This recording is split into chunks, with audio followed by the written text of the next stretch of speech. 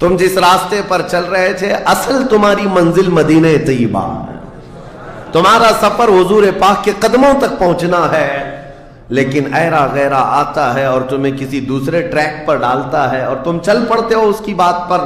اسی لیے قرآن نے کہا یہ دھوکے کے علاوہ کچھ نہیں ملتا یہاں پر۔ دنیا اور دنیا داروں پر تم کبھی بھروسہ نہ کرنا، تم اپنی منزل پر ہمیشہ توجہ رکھنا، تمہاری منزل یہ نہیں ہے۔ اسی لیے شاعر نے کہا تھا غلط روی سے منازل کا بعد بڑھتا ہے، مسافروں روش کارواں بدل ڈالو۔ تم ٹیڑے میڑے چلتے رہو گے تو منزل لمبی ہو جائے گی، فاصلہ دور ہو جائے گا، اس لیے چلنے کا طریقہ بدل ڈالو، تمہارا سفر آسان بھی ہو جائے گا اور منزل جلدی پہنچ جاؤ گے۔ اب جو بات مجھے کہنی تھی وہ یہ ہے، زندگی جب اتنی شارٹ ہے اور آزمائش کے لیے تمہیں یہاں بھیجا گیا ہے تو مجھے ان نوجوانوں کو دیکھ کر کے کبھی درد ہوتا ہے جو رات بھر نکڑ پر بیٹھ کر کے اپنے وقت کو ضائع کر رہے ہوتے ہیں، جن کی زندگیاں انہوں نے اپنی جوانیاں اپنے ہاتھوں سے برباد کر رکھی ہیں۔ تمہیں پتہ ہے ایک رات جو ہماری زندگی میں آئی، آج کا دن تم کروڑوں دولتیں لگا دو یہ دن دوبارہ کبھی نہیں آئے گا۔ تمہاری زندگی میں کیا قیامت تک واپس نہیں آنا ہے اس دن کو۔ دنیا چل پڑی ہے، پیچھے کی طرف کبھی نہیں آئے گی۔ اللہ کا قانون ہے، یہ جو وقت گزر رہا ہے ہمارا دوبارہ ہماری زندگی میں کبھی نہیں آنا ہے۔ لیکن کتنے مزے سے، کتنے ٹھاٹ باٹ سے نوجوان، ہاتھ میں کچھ نہیں، آس پاس کچھ نہیں، عمل بھی کچھ نہیں، ایسے بے فکرے ہو کر کے زندگی گزارتے ہیں۔ تو سوچنا پڑتا ہے جس امت کو پوری دنیا آگ میں جھلسا چکی ہو، پوری دنیا اس امت کو اپنے نشانے پر رکھی ہو، اس امت کا غیور نوجوان رات بھر گیم کھیلتے ہوئے گزارتا ہے، اسے کسی چیز کا احساس نہیں۔ مجھے بتاؤ کیا ہماری کیفیتیں ایسی نہیں ہو گئی ہیں جیسے برائلر چکن ہوتے ہیں، فارم مرغیاں ہوتی ہیں، ان مرغیوں میں سے قصاب کسی کو بھی پکڑتا ہے کاٹتا ہے، دوسری مرغیاں تو چرنے میں مصروف رہتی ہیں، کوئی آواز نہیں ان کی، ایک مرغی کٹی دوسری مرغی کٹی، وہ کٹتی چلی جاتی ہیں، باقی مرغیوں کو کسی چیز کا احساس نہیں۔ کیا یہ زندگی گزارنے کے ایسی طریقے نہیں ہو گئے؟ آج ہمیں روز اٹھنے کے بعد ایک نیوز پہنچائی جاتی ہے کہ تمہیں کاٹا گیا، تمہیں مارا گیا۔ نہ جانے ہم کتنی مسجدوں کے مینار گرتے ہوئے دیکھ رہے ہیں، کتنے اولیاء کاملین کے مزارات کو جلا کر خاک کرتے ہوئے دکھائے جا رہے ہیں، اور ہمارے امت کے ساتھ ہی نہیں بانی اسلام کی عزت کے ساتھ مذاق، یہ روزانہ نہیں چل رہا ہے۔ یہ تمام حالات کے بعد اب مجھے فکر اس بات کی ہوتی ہے، میاں جب ہمارے گھر میں جنازہ رکھا ہوتا ہے تو ہم کھانا تک نہیں بناتے چولہے پر گھر کے اندر، اور جب امت پر ایسے حالات گزر رہے ہوں تو کیا اس نوجوان کو یہ زیب دیتا ہے کہ وہ عیاشی میں رات گزارے؟ کیا اسے یہ زیب دیتا ہے کہ وہ نکڑ پر بیٹھ کر پوری رات کو تباہی کے اڈے پر گزارے؟ تمہارے ہاتھ میں تاش کے پتے، تمہارے ہاتھ میں شراب کی بوتلیں کیسے آ گئیں؟ یہ امت وہ ہے، تمہیں میں بتاؤں، جنگ تبوک ایک جنگ ایسی ہے حضور پاک صلی اللہ تعالی علیہ وسلم کی زندگی پاک میں 900 کلومیٹر کا فاصلہ ہے مدینہ طیبہ سے۔ ہوا یہ تھا کہ ایک صحابی رسول حضور صلی اللہ تعالی علیہ وسلم کے قاصد بن کر جا رہے تھے، اور بیچ راستے میں ایک عیسائی بادشاہ کے گنڈوں نے اس صحابی رسول کو گرفتار کیا اور ان کو ٹکڑے ٹکڑے کر قتل کر دیا۔ موب لنچنگ اس زمانے میں بھی ہو رہی ہوتی۔ یہ خبر جیسے ہی مدینہ طیبہ پہنچی، وہ لوگ ایسے نہیں تھے کہ انا للہ پڑھ کر خاموش ہو جاتے ہیں۔ صحابہ کرام کا جم غفیر مدینے میں جمع ہوا، عرض کیا یا رسول اللہ صلی اللہ علیہ وسلم آپ کا حکم کیا ہے؟ نبی کریم صلی اللہ تعالی علیہ وسلم نے صحابہ کرام کو بھیجا، اس میں سپہ سالار کی تعداد کئی صحابہ کی تھی، اور جب یہ لشکر جرار مدینہ طیبہ سے نکلا 900 کلومیٹر دور چل کر کے گئے، اور وہاں جا کر کے جن لوگوں نے حضور کے ایک غلام پر ہاتھ اٹھایا تھا ان کے بخیے کھڑا کر دیے، اور ان کو الٹ پلٹ کر کے آئے اور لوگوں کو یہ میسج دیا تھا کبھی حضور کے غلاموں کی طرف چھیڑ خانی نہ کرنا ورنہ پورا مدینہ باہر آ جائے گا۔ یہ یونٹی، یہ اتحاد، ان کے اندر یہ احساس میرے آقا صلی اللہ تعالی علیہ وسلم نے پیدا کر رکھا تھا کہ کل مؤمن جسد واحد. حضور صلی اللہ تعالی علیہ وسلم نے فرمایا کہ پورا جتنے مومن ہیں وہ سب ایک جسم کی طرح ہیں، ایک جسم کی طرح ہے. اذا اشتکى عضو تداعى له سائر الجسد بالسهر والحمى، جیسے ایک پارٹ کو اگر درد ہوتا ہے تو پورے جسم میں بخار آتا ہے. مومنوں کی کیفیت یہ ہونی چاہیے، لیکن احساس دھیرے دھیرے ختم ہوتا چلا گیا. آج ہماری پستی کا ایک سبب یہ بھی بتایا جاتا ہے، جس کو شاعر نے کہا تھا قوت فکر و عمل پہلے فنا ہوتی ہے جب کسی قوم کی شوکت پہ زوال آتا ہے. سوچنے سمجھنے کی صلاحیت پہلے ختم ہو جاتی ہے. آدمی سوچتا نہیں، سمجھتا نہیں، بس اپنے وقت کو ضائع کر رہا ہے، برباد کر رہا ہے، بیٹھا ہوا ہے، گپیں لگا رہا ہے. میں آپ کو بتاؤں، ہماری عمروں کا احتساب ہونا چاہیے.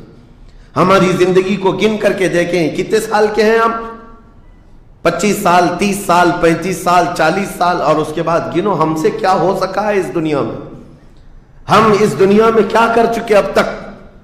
ہم سے کچھ نہیں ہوا. اگر تاریخ میں آپ کو بتاؤں میرے عزیزو، آپ کو پتہ ہے اس ہندوستان کی سرزمین پر سب سے پہلے لشکر اسلام کی سپہ سالاری کرتے ہوئے آنے والا ایک نوجوان محمد بن قاسم 10,000 کا لشکر لے کر عرب سے آیا تھا اور پرچم اسلام لہرایا تھا. تاریخ میں آج بھی رقم ہے. اپنے پنڈتوں نے بھی اس تاریخ کو لکھا ہے. ہاں، پنڈتوں نے بھی لکھا ہے.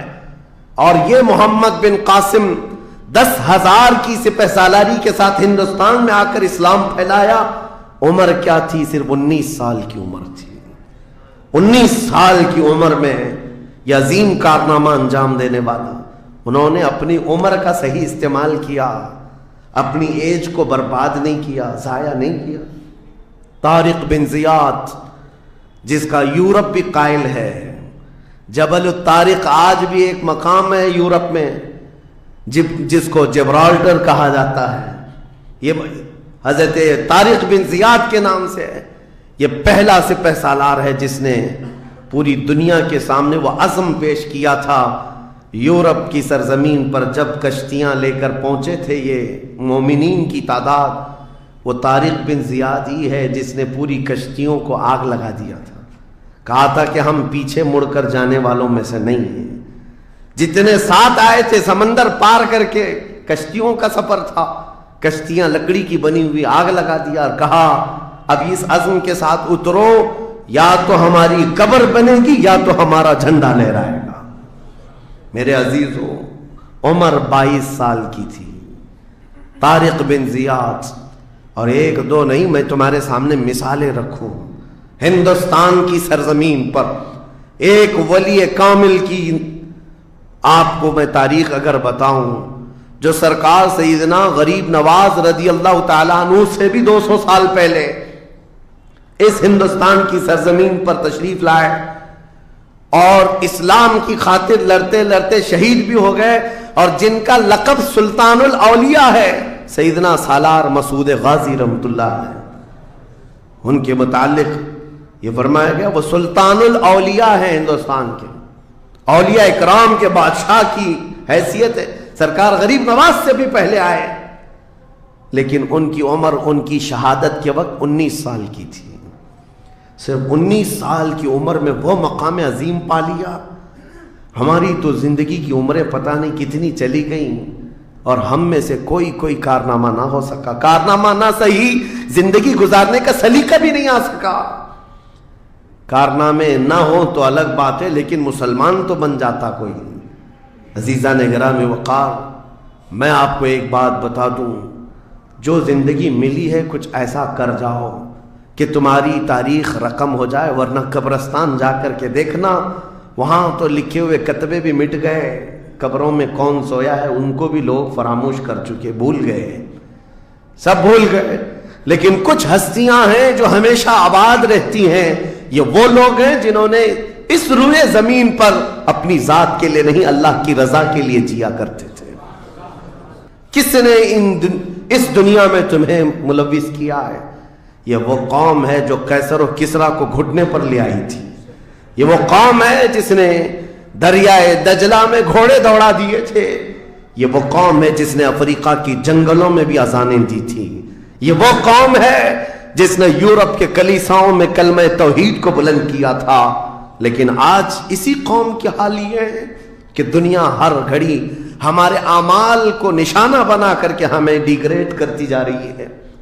سمجھ جاؤ میرے عزیزو، کب تک اس زندگی کا اس طرح سے چلے گا؟ کیونکہ میرے آقا صلی اللہ تعالیٰ علیہ وسلم کو آج آپ کے سامنے میں یہ بات رکھتا ہوں.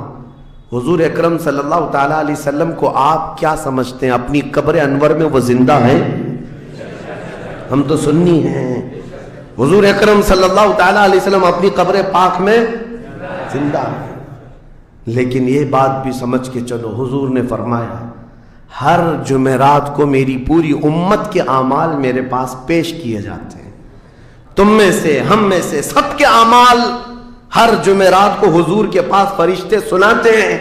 فلاں بن فلاں نے ہفتہ بھر یہ کام کیا ہے. حضور فرماتے ہیں اگر برے اعمال پیش ہوتے ہیں تو مجھے غم ہوتا ہے، میں استغفار کرتا ہوں اللہ کی بارگاہ میں، اور اچھے اعمال آتے ہیں تو شکر بجا لاتا ہوں، اس کے لیے دعا کرتا ہوں. عزیزان گرامی وقار، کبھی پلٹ کر کے زندگی میں دیکھنا کتنے جمعرات ایسی چلی گئی ہوں گی جس میں ہمارے کون سے اعمال فرشتے لے جا کر کے سنا رہے ہوں گے. حضور اکرم صلی اللہ تعالیٰ علیہ وسلم کی بارگاہ میں جب ہمارے اعمال یہ کہہ کر سنائے جائیں آقا آپ کا فلاں امتی بے خبر ہے، نہ نماز پڑھتا ہے، نہ ہی آپ پر درود پڑھتا ہے، نہ ہی وہ کبھی نیکیوں کی طرف آتا ہے، وہ تو گانوں کی دھن پر جی رہا ہے. صبح اٹھتا ہے، شام ہوتی ہے تو اس کو تو فلموں کے نغمے یاد ہیں، آپ کا کوئی قول یاد نہیں. بتاؤ میرے آقا صلی اللہ تعالیٰ علیہ وسلم کو فرشتے جب ہمارے متعلق یہ خبر دے رہے ہو، کیا حضور پاک صلی اللہ تعالیٰ علیہ وسلم کو اس بات کا قلق نہیں ہوتا؟ یہ وہ امت ہے جس کے لیے میں رات رات بھر کھڑے ہو کر دعا کرتا تھا، آج یہ ہم کو فراموش کی ہوئی ہے. زندگی گزارنے کا مقصد سمجھ جاؤ میرے عزیزوں. اسی لیے میں آپ کو کہتا ہوں کہ زندگی یہ نہیں ہے. حضور تاج الشریعہ رحمۃ اللہ علیہ نے فرمایا زندگی یہ نہیں ہے کسی کی کسی کے لیے، زندگی ہے نبی کی نبی کے لیے. نہ سمجھ مرتے ہیں زندگی کے لیے، جینا مرنا ہے سب کچھ نبی کے لیے.